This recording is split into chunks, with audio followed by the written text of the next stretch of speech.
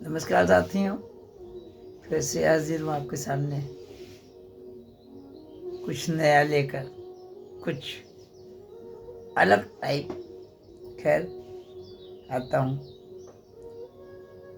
एक लड़की थी, नौकरी करती थी। उसके बाद माता पिता को रिश्ते की चिंता हुई। आने लगे लड़कों के रिश्ते। पता चला कोई लड़का आंशिक मंगली है, कोई पूर्ण मंगली है, तो कोई नाड़ी दोष है, किसी की नाक चपटी है, किसी के क्या कहते हैं आगे से गंजा है, और किसी तो कोई लड़का बिजनेसमैन है और लड़की नौकरी में है, और कोई लड़का नौकरी में है तो उसकी तनख्वाह इनसे कम है तो नहीं की। ठीक है, सारे राग रंग बहानेबाजी चलती रही। खैर, 4-5 साल बाद शादी हुई।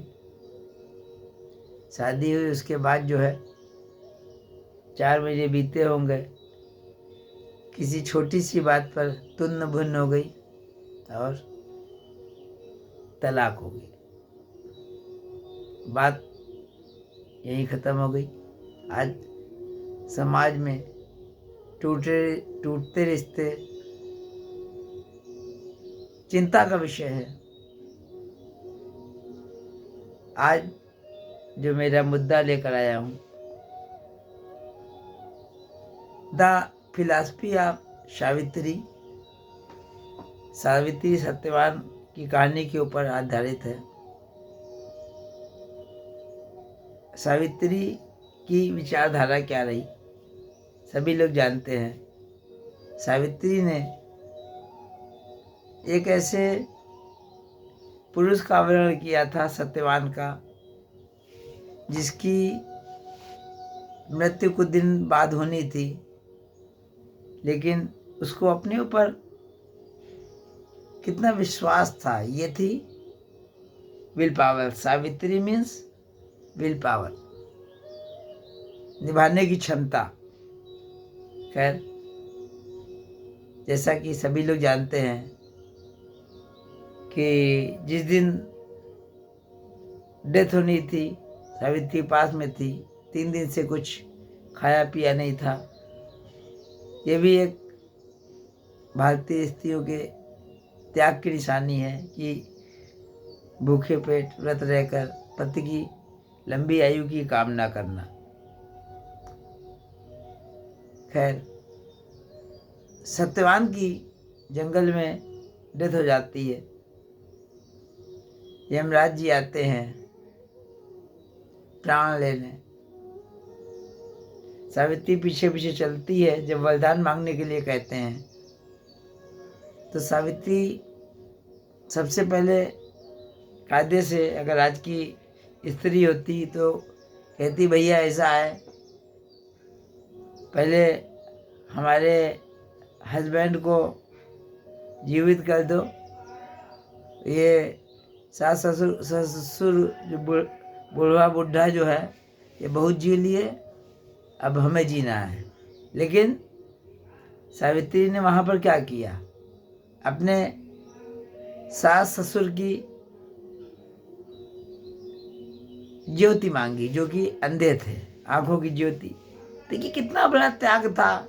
सबसे पहले उसने अपने पति के लिए नहीं मांगा, आयु के लिए कि जिंदा कर दो। यहाँ पर सावित्री की फिलॉसफी देखिए। एक जो आइडियल बहू होती है कि सास ससुर के बारे में सोचो। खैर, इसके बाद आगे आते हैं। फिर यमराज ने कहा, क्या मांगती हो तुम, लेकिन चले जाओ, पीछा छोड़ दो। इसके बाद फिर सावित्री ने कहा कि मेरे सास ससुर का राजपाट छिन चुका है, उनको पूरा राजपाट वापस कर दो, ताकि फिर से वही ऐश आराम के साथ जीवन बिताए। देखिए, सावित्री ने नंबर 2 पर भी अपने पति के लिए कुछ नहीं मांगा, फिर सास ससुर के लिए मांगा। सोचिए, आज जो कल्चर है वो ऐसी त्याग वाली है क्या? सोचिए। खैर, लास्ट में तो वाकई सावित्री के दिमाग की दाद देना पड़ेगी। जैसे उस समय सावित्री उसी तरह काम किया जैसे प्रसिद्ध वकील राम जेठमलानी। हेमराज तो पहले ही उब चुके थे, उसके पीछे पड़ जाने से पूछा क्या मांगती हो अब, लेकिन पीछा छोड़ दो। सावित्री ने ये नहीं कहा। अब उसका प्रेजेंस ऑफ माइंड देखिए। सावित्री ने ये नहीं कहा मेरे पति को जिंदा कर दो। अब यहाँ उसने LLB वाली बुद्धि लगाई, राम जेठमलानी वाली। उसने कहा भैया ऐसा है, मुझे 100 पुत्रों के होने का वरदान दो। कैसा कंफ्यूज किया यमराज ने। तो देखिए, पतिव्रता होने के साथ दिमागदार भी थी। अब यमराज जो है, कह तो गए, मतलब यमराज तक समझ नहीं पाए कि ये चाहती क्या है, लेकिन फंस तो चुके ही थे जब वरदान दे दिया था। यमराज ने कहा चलो तुम्हारे 100 पुत्र हों। लेकिन जब तक समझ में आया यमराज को, तब तक देर हो चुकी थी। और अंततः तीसरे वरदान की आड़ में उसके पति के प्राण आ गए।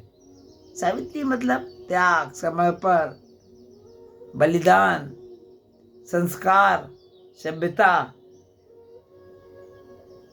मात्र कथा रट लेना और कथा समझना और दैनिक जीवन में उसका अनुपालन करना, आचरण में लाना बहुत कठिन बात है। लेकिन हमें गर्व है अपनी भारतीय कल्चर पर, जहाँ ऐसे त्याग समर्पण वाले त्यौहार हैं। साल भर ऐसे त्यौहार आते रहते हैं। वट वृत सावित्री, कजरी तीज, करवा चौथ। हमें गर्व है। वंदे मातरम। भारत माता की जय। जय भारतीय संस्कृति।